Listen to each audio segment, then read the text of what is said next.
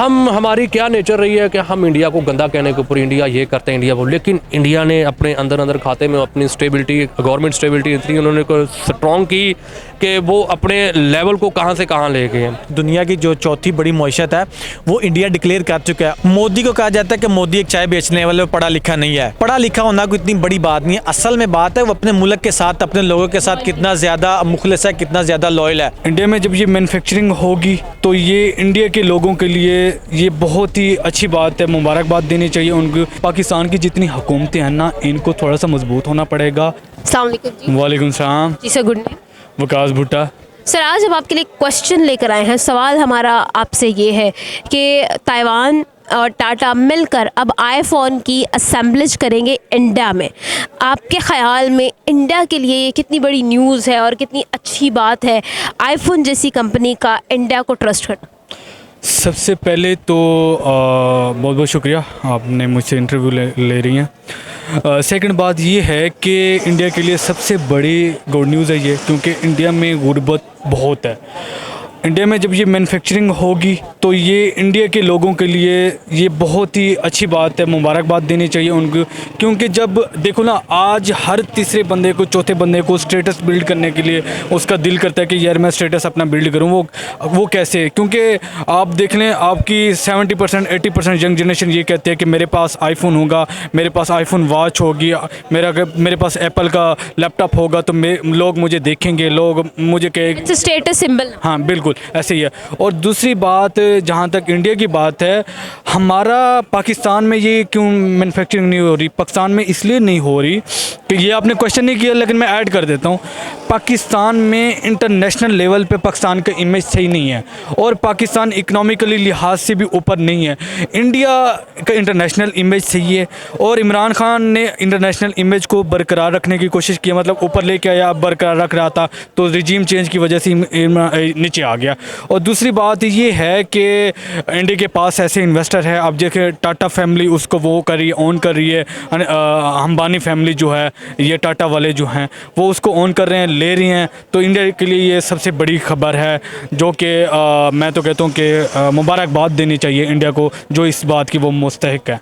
I got your point. लेकिन एक और सवाल मैं आपसे पूछूंगी कि आईफोन अगर इंडिया में असेंबल होना शुरू होता है और मेड इन इंडिया आईफोन पर लिखा हुआ आता है, तो आपको नहीं लगता है कि बाकी की जो इलेक्ट्रॉनिक कंपनीज़ हैं वो इंडिया पर ज़्यादा ट्रस्ट डेवलप करेंगी? ऑलरेडी सैमसंग भी जो है वो अपना वेयर हाउस इंडिया में शिफ्ट कर चुका है, बड़ी बड़ी कंपनीज़ ने इंडिया में इन्वेस्टमेंट कर रखी है और मज़ीद भी कर रहे हैं। आपको क्या लगता है आखिर इस तरह का ट्रस्ट लेवल बिल्ड करने के लिए क्या क्या करना ज़रूरी है? बिल्कुल आपने सही बात बोली है। पाकिस्तान में देखें ना, कोई अब इमरान खान के दौर में काफ़ी कंपनीज़ आ रही थी मैन्युफैक्चरिंग के लिए, गाड़ियों की, ऑटोमोबाइल्स की, सब की।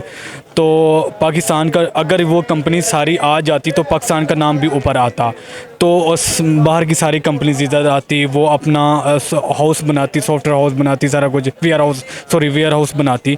तो वो ये सीन नहीं हुआ। जैसे खान साहब की हुकूमत चेंज हुई तो वो सब पे काम बंद हो गया।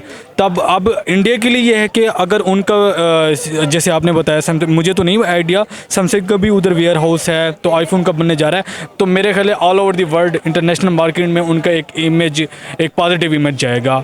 अब चाइना के साथ हमारे अब रिलेशन देख लें, रशिया और चाइना के साथ हमारे रिलेशन देख लें, तो वो ऑलरेडी सही है। लेकिन चाइना की जो एक कह लेना प्रोडक्ट है, उस पर लोग इतना एतमाद नहीं करते। वो मानती हैं ऑल ओवर द वर्ल्ड उसका नाम अच्छा जा रहा है, लेकिन वो दूसरी चीज़ों में, खाने पीने की एशिया में, क्लॉथिंग में, इन चीज़ों में, लेकिन वो मशीनरी के लिहाज से चाइना ऊपर नहीं जा रहा। क्योंकि आपको मैं बोलूँ, चाइना की चीज़ चले तो चांद तक ना चले। अब चाइना की चीज़ें, आप मोबाइल चाइना का क्यों नहीं लेती, वॉच चाइना का क्यों नहीं लेती, मोटरसाइकिल चाइना का क्यों नहीं लेते? वो एतमाद नहीं है।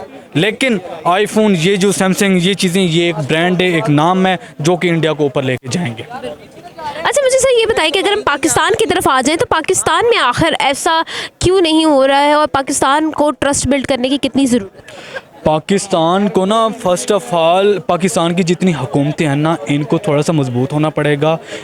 होनेस्टी दिखानी पड़ेगी, इंटरनेशनल इमेज सही करना पड़ेगा, अपनी फॉरेन पॉलिसी सही करनी पड़ेगी, दूसरे मुल्कों के साथ रिलेशन सही करने पड़ेंगे, तो फिर ही लोग आएंगे, एतमाद करेंगे, कंपनियां आएंगी, वेयर हाउस बनेगा, सारा कुछ। अब वो सॉरी टू से दैट कि मुझे उस बंदे का नाम भूल गया, जैसे उसने बोला था कि नेहरू ने बोला था, पता नहीं किसने, पाकिस्तान में लोग इतने धोते नहीं बदलते जितना ये अपने मतलब अपने लीडर्स बदलती हैं।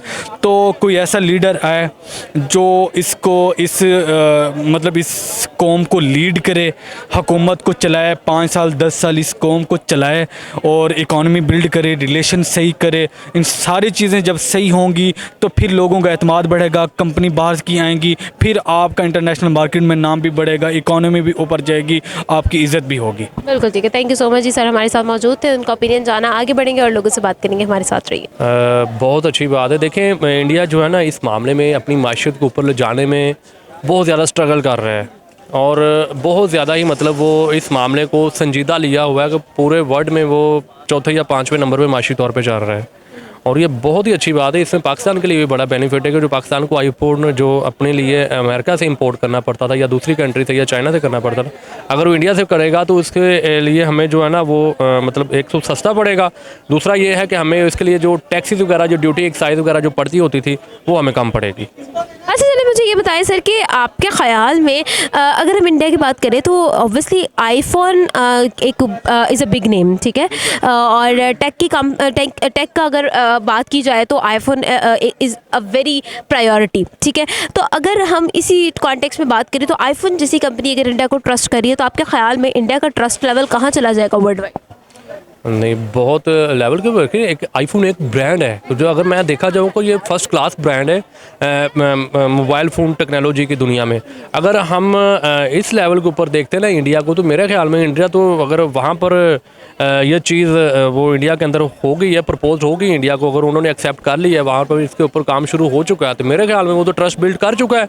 बस गए वो तो मतलब उसके और भी ज़्यादा आगे जा रहा है कि इसके बाद भी अगर कोई आईफोन के बाद भी कोई कंपनीज होगी तो वो अगर इसकी मैन्युफैक्चरिंग अच्छी तरीके से इनको अच्छे रिजल्ट मिलेंगे, ट्रेड इनकी अच्छी रहेगी दूसरे मुल्कों के साथ इसकी, तो मेरा ख्याल है कि बाकी वो जो चीज़ें रह गई हैं वो भी इंडिया को ऑफर हो जाएंगी। ये बात तो मैंने आपकी फॉलो कर ली, लेकिन हम पाकिस्तान की बात कर लेते हैं। पाकिस्तान की अगर हम बात करें तो पाकिस्तान में वो ट्रस्ट लेवल बिल्ड होता नज़र नहीं आता है। अगर हम बड़ी बड़ी टेक कंपनीज़ की बात करें तो आपको लगता है कि in coming future they will be investing in Pakistan? Pakistan में जो सबसे मेन इशू, जो बड़ा इशू ये है ना, वो पॉलिटिकल अनस्टेबिलिटी है। हमारे जो लीडर है ना, जो इस टाइम, एक तो पहली बात तो ये है कि पाकिस्तान जो है ना वो इस टाइम माशी हालात में बहुत बुरी तरह फंसा हुआ है। एक तो कर्ज के नीचे डूबा हुआ है, मुल्क की हालात, महंगाई वगैरह, फिर ऊपर से सैलाब आ गया। पाकिस्तान स्टार्ट में 15 अगस्त को ही अपनी इंडिपेंडेंस मनाता, बिल्कुल ऐसे ही है। देखे ना, अब मैं एक चीज़ बताता हूँ कि अगर 14 अगस्त को चंद 1 घंटों का फ़र्क है, लेकिन इंडिया माशी तौर पे बहुत ज़्यादा स्ट्रॉन्ग हो चुका है। हमारी क्या नेचर रही है कि हम इंडिया को गंदा कहने के ऊपर इंडिया ये करते हैं, इंडिया वो, लेकिन इंडिया ने अपने अंदर खाते में अपनी स्टेबिलिटी, गवर्नमेंट स्टेबिलिटी इतनी उन्होंने स्ट्रॉन्ग की कि वो अपने लेवल को कहाँ से कहाँ ले गए हैं। आज पूरी दुनिया उनके साथ ट्रेड करना चाह रही है, पूरी दुनिया अपनी इंडस्ट्री इंडिया के साथ बनाना चाह रही है। कोरोना की वैक्सीन वहाँ पे बन रही हैं, गाड़ियाँ वहाँ पे बन रही हैं, वो एक मतलब इंडिया की कंपनीज दूसरे मुल्कों की कंपनीज खरीद रही है। पाकिस्तान में क्या हो रहा है? पाकिस्तान में रेलवे गिरवी हो रहा है, मोटरवे गिरवी हो रही है, पाकिस्तान में PIA वो स्टील मिल बंद, मतलब अब तो कॉटन पे भी जो टेक्सटाइल है उस पर भी क्वेश्चन मार्क्स आ रहे हैं। देखिए बात पता ही क्या है, क्वेश्चन मार्क एक फ्रूट वाली रेडी के ऊपर भी क्वेश्चन मार्क है कि अगर देखें, एक चीज़ है ना कि हम लोग आज 20 साल के अंदर अगर हम देखेंगे तो जो चीज़ हम एक फ्रूट घर में लेकर जाते थे बच्चों के लिए, अगर हमें वो 200 रुपये किलो मिलता था ना, तो अब हमें 400 रुपये किलो मिल रहा है। डबल हो चुका है। हमारी जो है ना वो पैदावार जो भी है वो सब कुछ ठीक चल रही है, मतलब हमारी जो सैलरियाँ वगैरह हैं वो उसी लेवल के ऊपर हैं, लेकिन जो दूर हो मतलब ऐसा हुआ है कि ये चीज़ें डबल हो गई, महंगाई डबल हो गई है। अब देखें बिल है, बिजली के बिल इतने ज़्यादा हो चुके हैं कि हम लोग या खाते हैं या बिल जमा करते हैं। इसके इन दो कामों के अलावा हमें कोई काम नहीं है। जहाँ किचन का एक नॉर्मल 4 लोगों की फैमिली का खर्चा 15 से 20 हज़ार था, अब वो 40,000 रुपये का है। देखिए ये बहुत बड़ी न्यूज़ है। पहले उनका जो वेयर हाउस है मेरे ख्याल सैमसंग का, वो भी उधर ही है। तो ऐसे ही अब दोबारा आईफोन का वहाँ पे चला गया है। तो ये चीज़ है कि दुनिया उस पर ट्रस्ट कर रही है।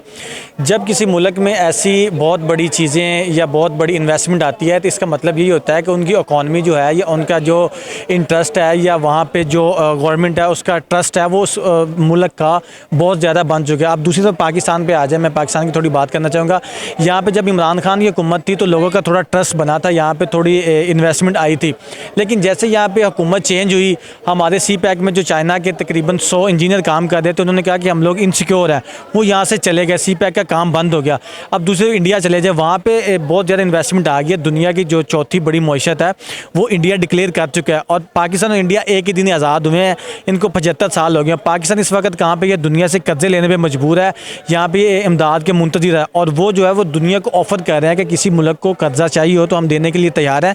अफ़गानिस्तान को उन लोगों ने ऑफ़र की थी, पीछे पाकिस्तान को उन लोगों ने ऑफ़र की थी कि आप यहाँ पे इस्लाम में इतने ज़्यादा मुतासरीन है, अगर आपको कुछ चाहिए हो तो हम लोग देने के लिए तैयार है। लेकिन यहाँ पे हमारे मसले मसाइल इतने हैं कि हम लोग उनसे इमदाद नहीं ले सकते। यही चीज़ है कि पाकिस्तान का जो दुनिया का ट्रस्ट है वो इंडिया पे बहुत ज़्यादा बन चुका है, जिस वजह से बड़ी बड़ी कंपनीज़ वहाँ पे लगाई जा रही हैं, वहाँ पे ज़्यादा इन्वेस्टमेंट आ रही है, जिस वजह से इंडिया बहुत ज़्यादा ग्रो कर रहा है। हर फील्ड में कोई ऐसी फील्ड नहीं जिसमें वो मतलब के ऊपर नहीं जा रहा। बड़ी जो चीज़ है उनकी कामयाबी की वजह यह है कि वहाँ पे जो टन्योर है पॉलिटिक्स का 5-5 साल पूरे होते हैं। मोदी ने उतनी 60 सालों में इंडिया ने तरक्की नहीं की जितनी 8 सालों में मोदी इंडिया को ऊपर लेके गया। उन लोगों ने पीछे वो इलेक्ट्रिक कार जो है वो वहाँ पे मुतारिफ़ करा दिया। अब वो पेट्रोल का वो कुछ चीज़ें लेके आ रहे हैं कि हम लोग पेट्रोल नहीं कुछ अपनी चीज़ यूज़ करेंगे। और दूसरी वहाँ पे 6G लॉन्च हो रहा है। और यहाँ पे पाकिस्तान में आप देखें कि जो 4G है वो बड़ी मुश्किल से चलता है। अगर आ भी जाए तो हम लोग कहते हैं कि जल्दी से वो चीज़ या कोई ड्रामा या कोई वीडियो देगा जल्दी से डाउनलोड कर ले, क्या पता दोबारा वो नेट आए या ना आए। हम बेसमेंट में चले जाते हैं, वहाँ पे बारी बात नहीं होती, सिग्नल नहीं होते। तो ये बहुत ज़्यादा मसले मसाइल बन रहे हैं। इंडिया इस वक्त बहुत ऊपर जा रहा है। आने वाले वक्तों में वो जैसे चाइना सुपर पावर है, हो सकता है वो इस चीज़ से भी बहुत ज़्यादा आगे निकल जाए। आपकी बात को तो मैं फॉलो कर गई हूँ। अगर मैं आपसे ये सवाल करूँ कि अगर पाकिस्तान की बात करें तो पाकिस्तान में एक डिक्लाइन क्यों नज़र आता है? हम लोग अपनी फील्ड्स को लेकर आगे क्यों नहीं बढ़ रहे हैं? तो आप इसका जवाब क्या देंगे? आखिर कौन कसूरवार है? देखिए यहाँ पे जो हुकूमतें पिछली आई हैं वो सारी इस चीज़ के मतलब समझ लें कि हाँ कसूरवार हैं। मोदी को कहा जाता है कि मोदी एक चाय बेचने वाले, पढ़ा लिखा नहीं है। पढ़ा लिखा होना कोई इतनी बड़ी बात नहीं है। असल में बात है वो अपने मुल्क के साथ, अपने लोगों के साथ कितना ज़्यादा मुखलिस है, कितना ज़्यादा लॉयल है। यहाँ पे शहबाज शरीफ देख लें, जरदारी साहब देख लें, इन दो ख़ानदानों ने 30 साल पाकिस्तान में हुकूमत किया है। ये लोग पाकिस्तान के साथ मुखलिस ही नहीं है। जब तक आप अपनी कौम, अपने मुल्क के साथ लॉयल नहीं होंगे तब तक आप अपनी कौम और अपने मुल्क को ऊपर लेके नहीं जा सकते। जी व्यूअर्स, तो लोगों से जाना, उनका ओपिनियन आप तक शेयर भी किया। उम्मीद करती हूँ आज की वीडियो आपको बहुत पसंद आई होगी। आमना आदिल और हम आवाज़ को दी इजाज़त, आपसे मिलेंगे नई वीडियो में। तब तक के लिए अपना और अपनों का बहुत ख्याल रखिएगा।